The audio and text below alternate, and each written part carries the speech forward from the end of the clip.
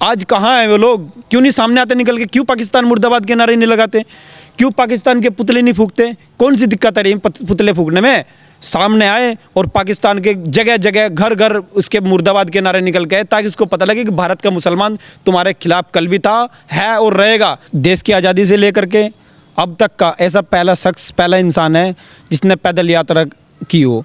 लेकिन पाकिस्तान के नापाक मंसूबे और हमेशा से रहे हिंदुस्तान के मुसलमानों के लिए।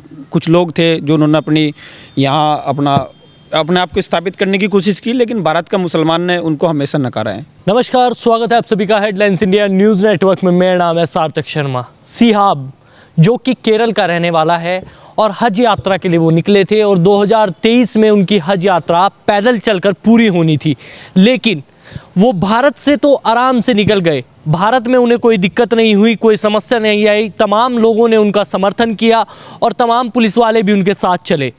पर लेकिन हमारे देश के जो बगल वाला एक पड़ोसी मुल्क है जिसका नाम है पाकिस्तान, वैसे तो मुसलमानों की तमाम बातें करता है, पर लेकिन जब शिहाब हज के लिए वहाँ से सीमा से निकलने वाले थे तो सीमा में जाने से रोक दिया गया। अब उसी पर बवाल मचा हुआ है और भारत के मुसलमान उस पर क्या सोचते हैं। हमारे साथ मुबारक गुज्जर जी हैं, उनसे ज़रा बातचीत करते हैं क्योंकि वो इस मसले को कैसे देखते हैं।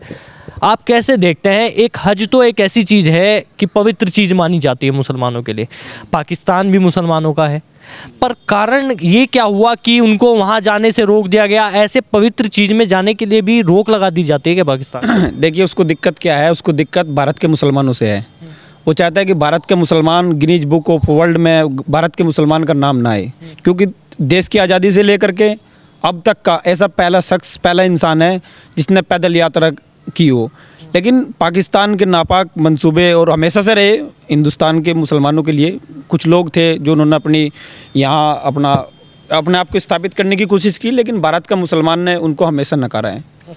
और जिस तरीके से पाकिस्तान ने इस बात को लेकर के ये दिखाने की कोशिश की कि यहाँ सुरक्षा का जुम्मा है, सुरक्षा नहीं मिल सकती, ये नहीं मिल सकती, ये बिल्कुल एक तरीके से इसका मैं विरोध करता हूँ। और भारत के मुसलमानों से मैं आपके हेडलाइन इंडिया के माध्यम से बताना चाहता हूँ, और ये मेरी अपनी एक जातिगत राय है मैं जो मैं आपको बता रहा हूँ कि भारत का मुसलमान, मोदी जी ने हमेशा भारत के मुसलमानों के लिए जो सुविधाएं हो सकती है वो हमेशा से दी है, चाहे वो योजनाएं हो, कुछ भी हो, उसमें भारत के मुसलमानों को हमेशा बराबर की निगाहों से देखा है। अब देख लीजिए, सिहाब चित्तूर की मैं बात करा, सिहाब के लिए भारत में जिस भी स्टेट से वो निकल करके गया है, चाहे वो कोई सा भी स्टेट हो, भारत सरकार ने उसको बाकायदा उसको सुरक्षा मुहैया कराई है। जैसे प्रोटोकॉल दिया है, जैसे कोई वीआईपी जाता हो उसको फूल माला, वहाँ के अधिकारियों ने, पुलिस ने, तमाम अधिकारियों ने उसको फूल से स्वागत किया है। मैं धन्यवाद देता हूँ आपके चैनल के माध्यम से तमाम अधिकारियों का और मोदी जी ने जिस तरीके से। लेकिन पाकिस्तान ने अपनी वो नापाक हरकत जो हमेशा से करता है, हमेशा वो भारत के मुसलमानों के लिए हमेशा से करता है, मुसलमानों के नाम से खाता है वो दुनिया से लेकर के कि मैं भारत के मतलब मुसलमान ही अपने आप को स्थापित करता है। लेकिन दिखा दी उसने अपनी औकात जो दिखानी चाहिए, और वो हमेशा से दिखाता है वो मुसलमानों के लिए एक तरीके से, भारत के मुसलमानों ने। और मैं तो ये कहना चाहता हूँ आपके चैनल के माध्यम से कि मोदी जी अगर बाई चांस की बात करो, पहले तो कभी सोच भी नहीं सकते हम ऐसा, जब तक मोदी जी इस देश का नेतृत्व करें हम सोच भी नहीं सकते। बाई चांस अगर भारत के मुसलमान, ये चित्तूर के लिए कोई जरा सी भी कोई दिक्कत आती ना सुरक्षा में, या सुरक्षा ना मिलती, कुछ ना मिलती, तो हल्ला काट देते, विरोध करते कि तुम्हें क्या दिक्कत हो रही, और मतलब एक तरीके से मातम छा जाता। आज कहाँ हैं वो लोग? क्यों नहीं सामने आते निकल के? क्यों पाकिस्तान मुर्दाबाद के नारे नहीं लगाते? क्यों पाकिस्तान के पुतले नहीं फूंकते? कौन सी दिक्कत आ रही है पुतले फूंकने में? सामने आए और पाकिस्तान के जगह जगह घर घर उसके मुर्दाबाद के नारे निकल गए, ताकि उसको पता लगे कि भारत का मुसलमान तुम्हारे खिलाफ कल भी था, है और रहेगा। जब तक हमारे जैसे राष्ट्रवादी मुसलमान, राष्ट्रभक्त मुसलमान देश के लिए हम काम कर रहे हैं और करते रहेंगे, ऐसे लोगों को हम हमेशा से जवाब देते हैं और देते रहेंगे। अपनी औकात में रहे पाकिस्तान। और किस देश की आप मुझे बात कर रहे हैं? ऐसा पाकिस्तान जो अपने कुत्ते और गधे बेच रहा हो, 500 रुपये में वो गधे बेचता है, 250 रुपये में कुत्ता बेचता है चीन से। बताओ, ये मैं तो नेशनल मीडिया पे देख रहा था, ये ऐसे बताओ, जो आदमी अपने कुत्ते गधे बेच रहा हो, क्या वो मुसलमान हो सकते हैं? मुसलमानों के नाम पे एक धब्बा है, कलंक है। हमारा उनसे बिल्कुल हर तरीके से हम उनका कंडम करते हैं, और इसके साथ जो भी कुछ हुआ गलत हुआ है। और मोदी जी ने अभी भी हम भी मोदी जी से उम्मीद कर रहे हैं कि मोदी जी से उनके नाम से उनका पेशाब निकल जाता है मोदी के नाम से।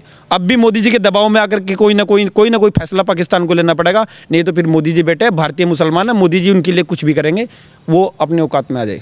अच्छा मुबारक भाई, आप तो भारतीय मुसलमान हैं, क्या सिहाब को भी भारतीय मुसलमान होने की वजह से उसको सीमा में अंदर नहीं घुसने दिया, आप ये मानते हैं या नहीं?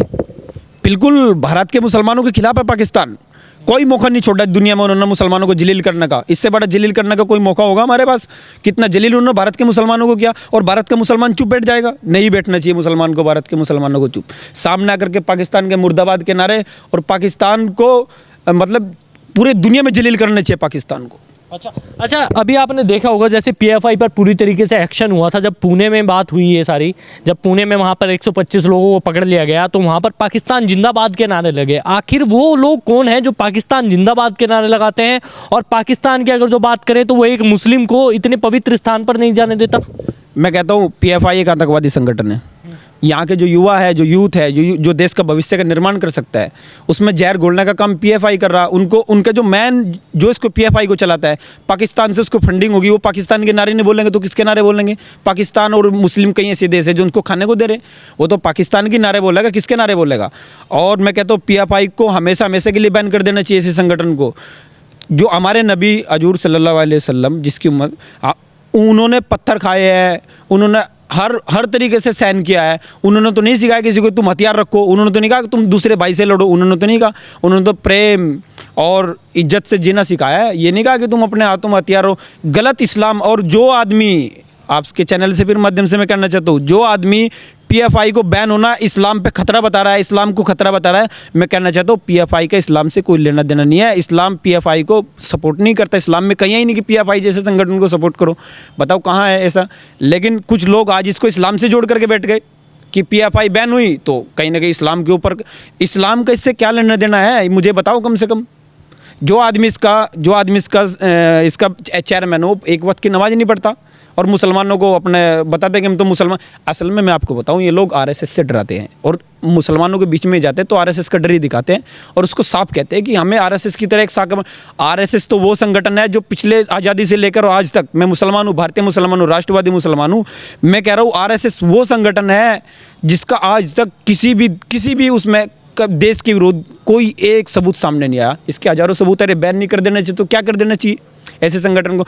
एसडीपीआई ने क्या कमाल किया, पीएफआई के साथ साथ इसने 50 संगठन और बना रखे, कोई राजनीतिक पार्टी बना रखी है एसडीपीआई, और ये गांव-गांव में, घर-घर में, मोहल्ले-मोहल्ले में, बच्चों में, हर व्यक्ति में अपना कब्ज करना चाहते हैं। लेकिन ऐसा नहीं होगा तब तक मुझे भी बहुत सारी, मैंने अभी 2 दिन पहले इसके खिलाफ बोला, हमेशा में मुझे भी धमकियाँ दे रहे हैं, लेकिन तुम्हारी गिदड़ धमकी से मैं डरने वाला नहीं हूँ। और कोई भी भारतीय मुसलमान होगा, राष्ट्रवादी मुसलमान होगा, ऐसी गिदड़ धमकी से नहीं डरेगा बिल्कुल भी, सामने आएगा और खुल के बोलेंगे हम इसके खिलाफ। अच्छा एक आखिरी सवाल है, पाकिस्तान हमेशा हाथ फैलाता है कि भारत से मेरे जो रिश्ते हैं वो थोड़े अच्छे हो जाएं और ये हो जाए वो हो जाए, सारी चीज़ें करता है, पर आप एक भारतीय मुसलमान हैं, क्या मुंह तोड़ जवाब देना चाहेंगे कि सिहाब को वहाँ जाने से रोक दिया गया?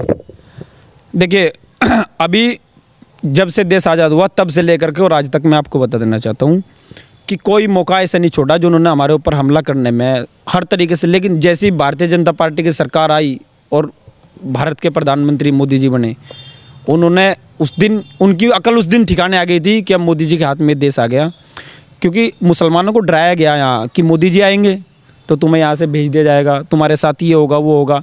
मैं कहना चाहता हूँ कोई एक मुसलमान बताए सामने आकर के कि पिछले जब से मोदी जी 8 साल हो गए मोदी जी की, अभी एक मुसलमान सामने आकर के बताए कि मुझे नाजायज परेशान किया गया? एक बताए। आप कोई ड्रग्स का काम करोगे, गलत काम करोगे, आपको पकड़ा जाएगा, उसमें क्या हिंदू क्या मुसलमान, गलत करोगे तो पकड़ा जाएगा। मेरे जैसे साफ दामन का आदमी, मुझे तो आज तक कोई परेशानी नहीं आई, किसी भी तरह की कोई दिक्कत नहीं आई। और ये नहीं कि मैं बीजेपी का आदमी हूँ, भारतीय जनता पार्टी का कार्यकर्ता हूँ, मैं अपनी जगह सही हूँ। अगर मैं गलत करूँगा मुझे भी नहीं कोई बख्शने वाला, कोई नहीं मिलेगा पूरी बीजेपी में मुझे बचाने वाला, मैं अपनी जगह सही हूँ। रही पाकिस्तान की, आपने भी जिक्र किया, पाकिस्तान अगर देखो मैं कहना चाहता हूँ क्योंकि वो भारतीय मुसलमान है, इस देश का नेतृत्व नरेंद्र मोदी जी कर रहे हैं, पाकिस्तान को हर हाल में 120% नहीं 50,000% उसको वीज़ा देना पड़ेगा, क्योंकि मोदी जी नेतृत्व कर रहे हैं इस देश का। उनकी औकात नहीं है कि भारत के मुसलमानों को रोक देगा, वो नहीं रोक पाएगा। तो आपने देखा हमारे साथ मुबारक गुज्जर जी थे, जिन्होंने साफ तौर पे बता दिया कि उसको कोई नहीं रोक पाएगा, क्योंकि नेतृत्व जो कर रहे हैं वो नरेंद्र मोदी हैं। आपको ये खबर कैसी लगी? इस खबर को लाइक कीजिए, शेयर कीजिए, साथ ही हमारे channel headlines India news network को अभी सब्सक्राइब कर लीजिए।